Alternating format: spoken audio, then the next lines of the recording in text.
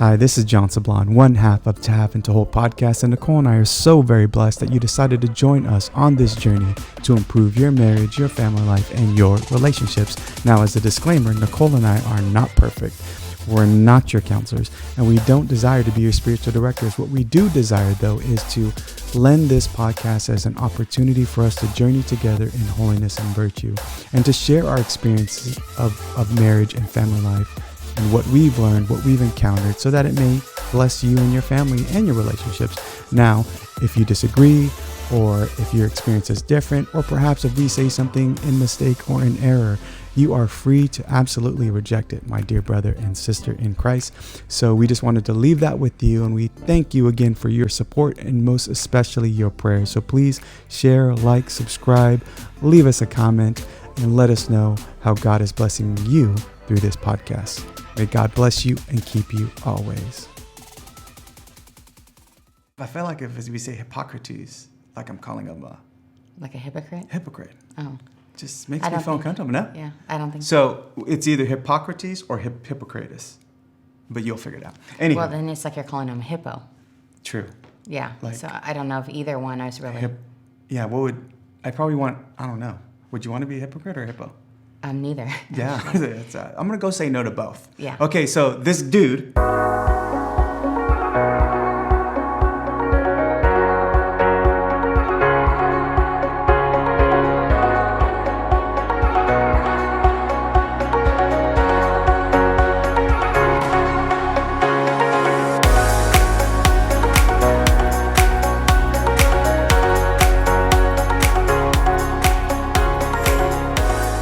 Welcome back to another episode of To Have and To Hold. As usual, I'm with my beloved bride, Nichole, and we are excited for another episode. And so grab your glass. Today, we are toasting to the temperaments that God gave us.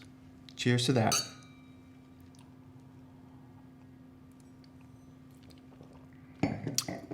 Love the red. Mm-hmm. So excited about this episode because we're going to be talking about temperament, something that we believe has been an absolute gift to not only our marriage and family, but also just relationships in general, to growing an understanding of self and of others. So let's start with kind of what are temperaments. And I think most people some people have heard of it, some people have not. Some people have heard of obviously personality styles and types, which are probably built on temperaments. And we're not going to go into a deep catechesis about it, but we just want to give you a little bit of an overview. So, may I share one difference? You can, absolutely. Okay, so personalities are generally affected by our experiences and events that have gone on in our life. Temperaments, on the other hand, are natural tendencies. And so we're going to talk about those natural tendencies that we do, that we're just basically born with. Yeah, so it's like how we're wired. Correct. Okay, so if we take this back into 5th century BC, there was a doctor, Hippocrates, who wanted to understand why some of his patients were different. Or is it Hippocrates? Hippocrates or Hippocrates. You guys will figure it out, right? Let us know. I feel like if we say Hippocrates, like I'm calling him like a hypocrite? Hypocrite. Oh. Just makes me feel uncomfortable, no? Yeah, I don't think so. So it's either Hippocrates or Hippocrates, but you'll figure it out. Anyway. Well, then it's like you're calling him a hippo. True. Yeah, like, so I don't know if either one I was really... Yeah, what would... I probably want... I don't know. Would you want to be a hypocrite or a hippo? Neither. Yeah, I'm going to go say no to both. Yeah. Okay, so this dude, right, back in the 5th century, was trying to figure out why the difference between some of his patients, some who were compliant and some who were not. And so he started to study them, and he basically came up with that everyone has 4 basic bodily fluids, or it comes down to primary bodily fluids. And so he came up with these 4 temperaments named after bodily fluids. So you have sanguine, choleric. Do you remember what they are, the sanguine? Sanguine is obviously blood. That's probably the easiest one to remember. From the heart. From the heart. Choleric. Did I just say choleric? No. Choleric. Yeah. Yellow bile. Yellow bile. Melancholic. Black bile. And phlegmatic, phlegm. Yeah. Yeah. All fluids really not relevant in today's world right now with what we know on the social science side. But he came up with those 4, and basically there were certain patterns of behavior, inclinations, natural tendencies that flowed forth from each of these. And so we all have a bit of those in us, but we have kind of primary or dominant temperaments. So so that's kind of the overview, and it kind of built from there. There's resources that we're going to kind of share with you on it, but we wanted to kind of get into a real short overview of it, like we just gave, and then like the meat and potatoes of it, like why is this such a powerful thing? So if you hear us referring to temperaments in some of our other discussions or dialogues, you'll know why. So there's those 4 basic types. So what would be some of those differences, or should we share with them what we are? Well, first, I think we need to talk about why it's so important to talk about the temperaments. And I think that in our marriage, for one, we learn more about ourselves if we understand our own temperament, and then we know about our spouses. In knowing about ourselves and our natural tendencies, as well as our spouses, it helps in our relationships in terms of, I think, really understanding certain actions. So actions may not be conveyed with the right words, if you will. I'm thinking about when things are a situation that lends itself to a reaction. There's a certain temperament that is more intense, and so and more reactive and passionate, and so it's good to understand, okay, where is this person coming from? Because if you don't have share that same temperament, honestly, it could be exhausting. So, and we'll talk about a little bit different. Both ways, by the way. Yes, Yeah. both ways, Yeah. absolutely. So it's good to understand the temperaments in terms of just helping your relationships, not only as spouses, but with children, family. It could extend to coworkers, any sort of relationship. The other thing, too, I think is about growing in the spiritual life.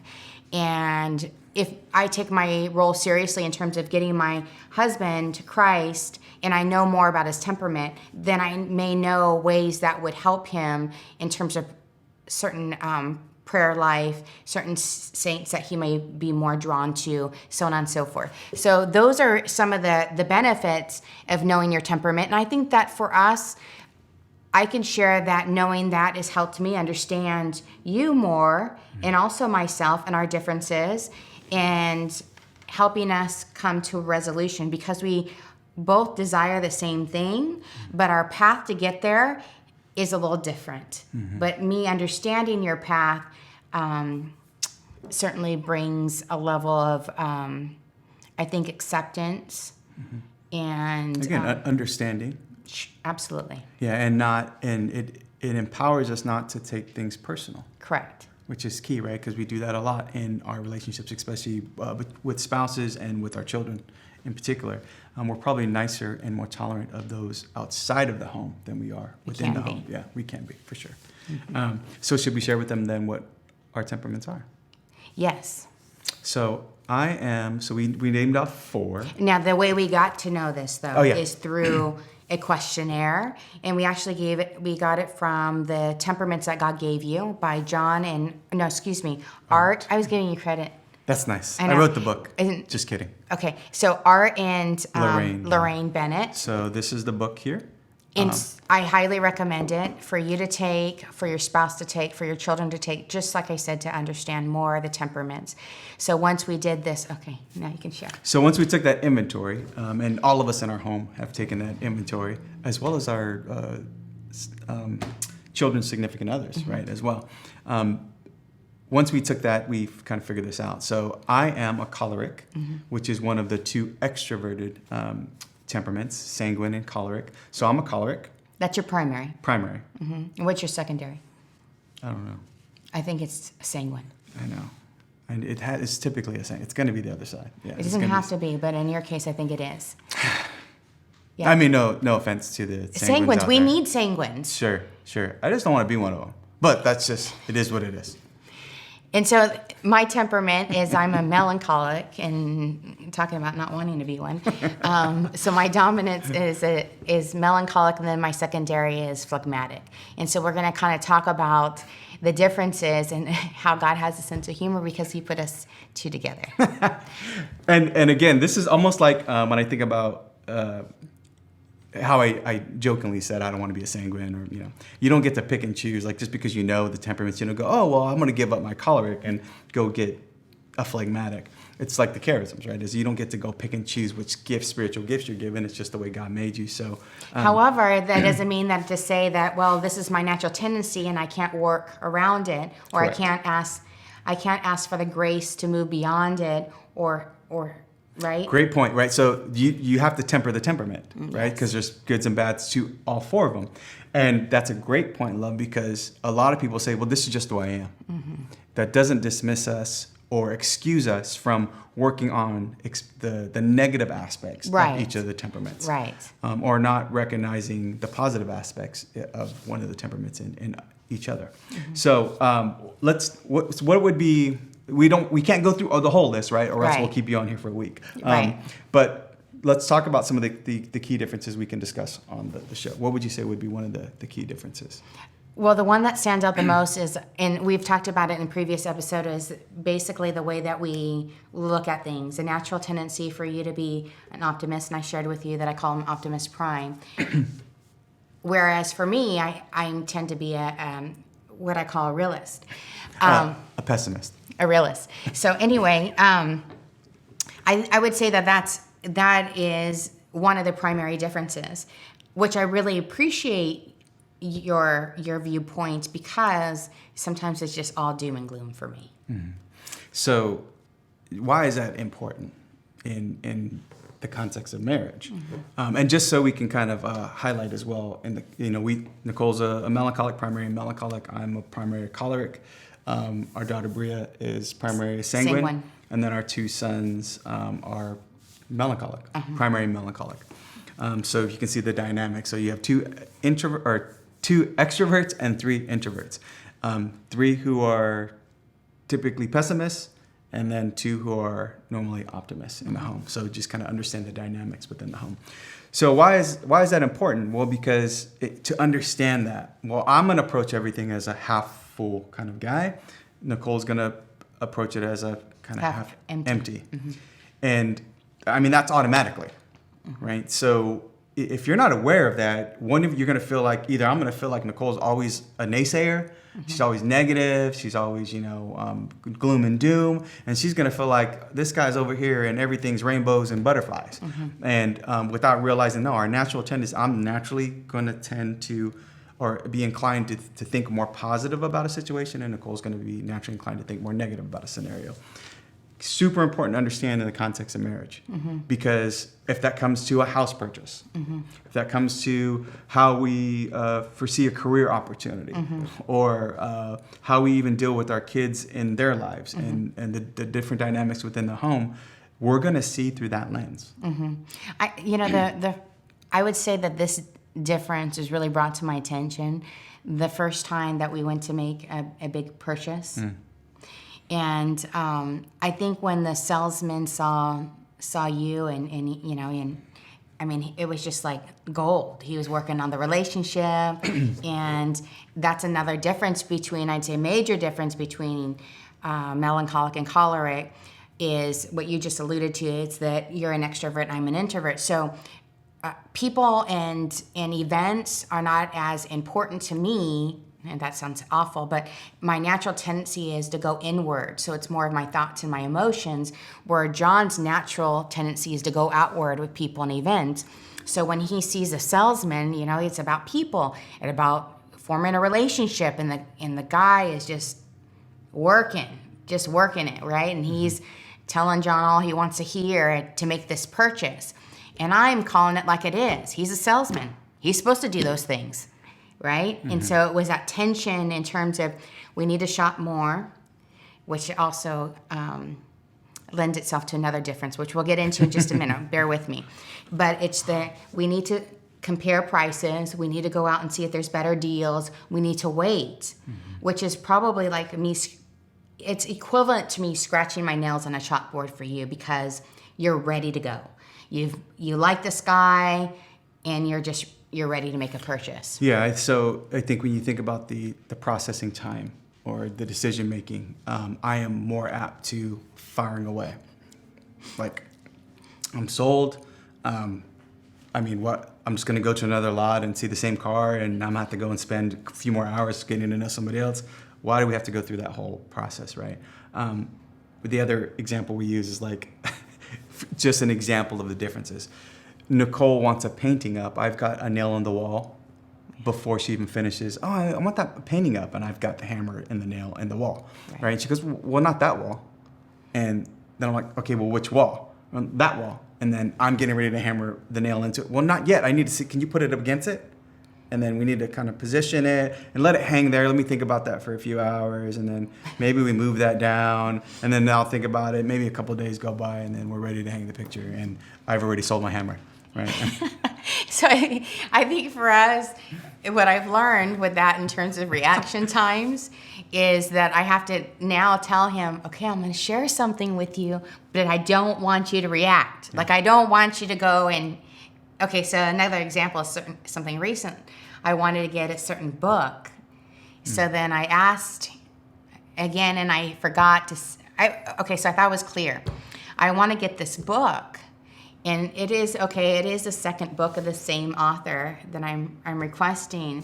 So I come home thinking, so my book arrived, and it's just the one book. No, my husband bought all the books that this person has ever written in his life. So, so you have to be really it was clear. A set. Yes. Go ahead, sweetheart. A set of like 10. Yes. That way we don't have to I never have to ask for another book by this author again. Okay. Now we have a whole shelf dedicated to his books. That's right. And I appreciate that. So some people should be probably, you have to see based on the temperament who should probably handle the finances and such. Somebody is willing to pull the trigger a lot faster, because the reaction time is just a lot quicker. So a practical way that something that Nichole has implemented, right, in order to avoid scenarios where, I'd done shot before I said ready, aim, I already fired, right? She will say, okay, my choleric, I'm telling you this, I'm just talking out loud. And I think that's my signal to go, all right, don't pull any triggers, because she's just talking out loud. Because if you tell me something, I'm like 10 steps down the road. And that's the processing speed of it. Right. The other thing when I think about reactions, love, is I think, so in another example, and if you haven't guessed this already with regards to even just seeing us on the podcast, right, where this is episode 5 or something like that, that you ask me a question, I'll just start talking, and eventually the answer will come out, right? That's choleric. Like, I'm just going to start talking, and it'll make sense at some point, right? You ask Nichole or somebody else who's a melancholic, they need time to process. So it's never a good scenario to be like, hey, love, what do you think? Right. And put a mic in front of her. Right. Or, hey, love, I'm doing a talk. I'm a speaker, right? I'm doing things, and I'm like, oh, I want to bring my wife up here. She's going to share with you something, and I didn't prepare for that like weeks in advance, that's no bueno. Now, I would say for a melancholic, it's a lot easier than a phlegmatic, and not that I like everything scripted, because I certainly love the Holy Spirit working in me, but there has to be absolutely some time of preparation, which is good that you brought that up, because not only in speaking arrangements, but even in disagreements. So maybe if you're upset and you're ready to confront the issue right away, an introvert, a melancholic and a phlegmatic will need some processing time, need some time to think about it, mull it over before approaching the issue. Right. Versus, sanguines and cholerics are going to be more on the emotional side, more intense, more passionate, and going to want to deal with it like right then and there. And so if you don't have that understanding, again, it can lead to some pretty explosive situations. Right. What's interesting, I think, about our temperaments that shows just the grace of God working in both of us is that the intensity of our emotions, so both of us can have intense emotions. John will get there faster. I will get there slow. Picture a snail. Slow and steady, I will get there. But once I've reached it, and I don't budge. So it's almost cemented. So we can both have very intense emotions, and then what happens is that our feelings really at that moment doesn't really matter. What really matters for us at that time during those disagreements is truth. It's the principle. That's right. And so, and the nice thing about a choleric is that, later on he may forget, but for a melancholic, it is cemented. Yeah, I think that's more on the sanguine side. So two of the things, if you look at the extroverts and the introvert underlying inclinations, tendencies, choleric and melancholic are aligned, and sanguine and phlegmatic are aligned in certain situations, right? So for Nichole and I, we both have, we can both have intense feelings and long lasting. It's just the time to get there is different. So the sanguine side of me will pay attention to relationships, but because I'm dominantly choleric, I don't necessarily, I'm more about truth and less about tact. And the same thing with Nichole. Yes. So if it comes between truth and relationships, it's always truth. Versus phlegmatic or sanguine are about harmony within those relationships. And so that's why they will. I know plenty of sanguines that will say they're not okay if you're upset at them. Are you mad at me? And they're going to want to be able to fix that relationship. Choleric and melancholic, we're like, you better go pound sand because don't matter, right? Because we're standing on that principle. We're standing on that truth.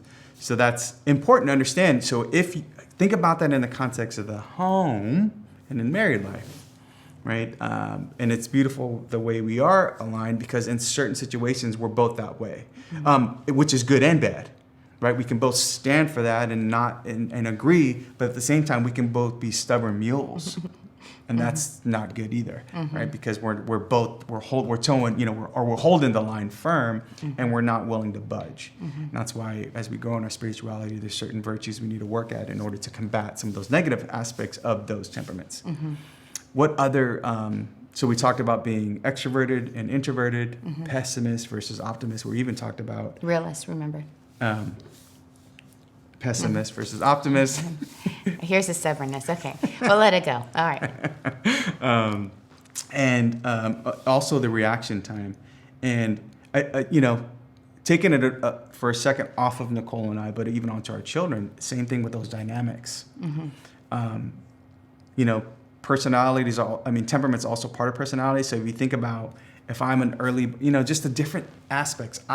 We talked about this in one of the episodes. Like I bounce up in the morning, right? So I get up in the morning. I go get us coffee so we can do prayers. It's going to take that time for Nichole to get going and to get her bearings and move on. So it's just like realizing that reaction time. So if I'm expecting, like my two boys are melancholics, right? So they're introverted just like Nichole, and it takes them time to get going. If I'm expecting them to get going because I'm going, we have false expectations and unrealistic expectations of one another. The same thing for Nichole and I. And it's not fair. I wanted to clear up something, though, too, like the extrovert versus introvert. So we started off the podcast and we were saying, like, it took 18 months to get to this point of us actually doing it. Right? Talk about processing time. Wowzers. Right? But the other thing is it doesn't mean Nichole has done conferences. Nichole has done, so just because you're an introvert doesn't mean you're shy. Because Nichole could talk your ear off. It just depends. It's on the planning, on the preparation, but also in the context of who that audience is, right? So if you had a choice between 400 people or 4 people, she's going to choose 4 people every single time because that's the level of comfort. But she's an awesome speaker and awesome presenter, and she's not like super awkward and weird to be around. I'm not hating on anybody who is, but I'm just saying. Right. So but some people think, oh, you're introverted. Therefore, you're socially awkward and you don't. No, that's not the case. It just means you prefer to be inside your own head and in your own thoughts than out. And that out. would just be my natural tendency. Correct. I think about when we one evening I had to laugh to myself because we had just been out, and for a melancholy, that's exhausting to be out. And so we were out all day. It's evening time. We get a phone call that a friend is arriving. Now, I love this dear friend. I do. And I actually missed him. We hadn't seen him for a long time.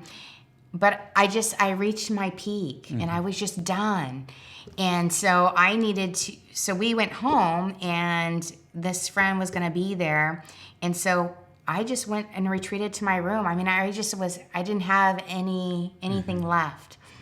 And I retreated to my room for the night. I didn't, of course I don't want to be cold or anything like that, but I'm exhausted, I'm spent. Whereas you get fueled by people, and so the energy just kept going and going, and it feels sometimes that as he's getting all the energy, I'm just becoming like zapped. And so that's one of the major differences of what it could look like. So it's important for you to know if, I'm sure God has put, opposites attract. So one of you may want to go out on the weekend, the other one's saying, oh my goodness, I just worked a whole week and I've been out in front of people and doing different things. I'm just wanting to relax, and that sounds really good to me. But for sanguine, they just continue to go and go and go, which is, I think about my daughter. She loves to host, and she loves to have people around, at all times. And so, and it does feel her. So that and it fuels her. Yeah. So important. An important example. I should say it fuels her. Yeah, it fuels her. Yes. It's an important example in the context of marriage to be able to help you understand why this is important, because that's a perfect example. If I'm fueled by the external and the socializing and the friends, and that's draining in every aspect to an introvert.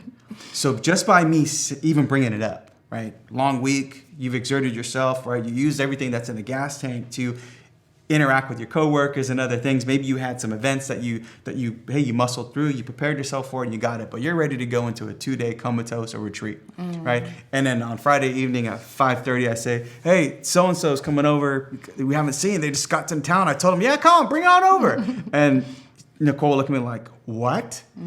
And so initially, if we don't have this understanding of the temperaments, we're going, what's wrong with you? Or what's the big deal? And it's like, well, it's a huge deal because you don't understand what it requires of me in order to get there, and then what's required after, right? To be able to exert yourself in that way, and then you need to be able to recharge and to refuel. And so it's recognizing that, just like Nicole will understand for me, like it is very difficult to be a negative person for me, right? So to get to that place, I have to exercise an intentional level of empathy as best I can to be able to see it from her perspective, but that's also draining from me, right? So being around negative people will just drain me. I mean, I have a low tolerance level. Why? Because it's emotionally draining for me. Versus for her, it's probably, this guy's always in the freaking rainbows, right? He's always in the clouds he's always skipping around with unicorns and stuff. It's emotionally draining for that person. So when we have an understanding, we can say, and we can make compromises where Nicole's just going to say, hey, I'm good with you. I know this fuels you. In order for me to deal with this, what I got to deal with on Saturday and Sunday, I'm going to go ahead and retire for the night and call it quits. So that's just a better understanding of not trying to push each other to be like the other person. I think that also, I really appreciate, since you know that about me, that you even, because of course out of our desire to do ministry and to love people, we don't want to disappoint, and we don't want to, say no, especially if we feel that it's God leading, and so we need help with that discernment. So I can lean on you so you can help me to discern whether this is really God's call or not. And you've been really good about knowing my temperament to say, you're going to have to decline this in order for you to be able to do these things. And so, or you haven't even asked me because it puts me in a situation where, because I want to, I'm not even going to bother my wife about it. And I'm just going to tell her, no, I can't. She can't do this, or I'm going to take care of this piece for her, whether it's going to be, fielding phone calls or things like that. So I really appreciate you doing that for me. Yeah, because in the world of speaking, for instance, I get a lot of requests. Well, does your wife speak? Does your wife speak with you? And I'm like, I never say yes for my wife because that's something we have to discern together. Whereas my wife has no issues with saying, oh, John will do it. John will do it, right? So first 5 answers for me is yes, and the first 5 answers for her is no. But it's recognizing and working in unison with one another once we understand those differences and what it does, and so helping each other discern. Is this should we be saying yes to this and no to this, or vice versa? And on the flip side, because you're highly capable and you desire to do many things, then I've been your voice of reason to say that's not healthy. It's not a good balance.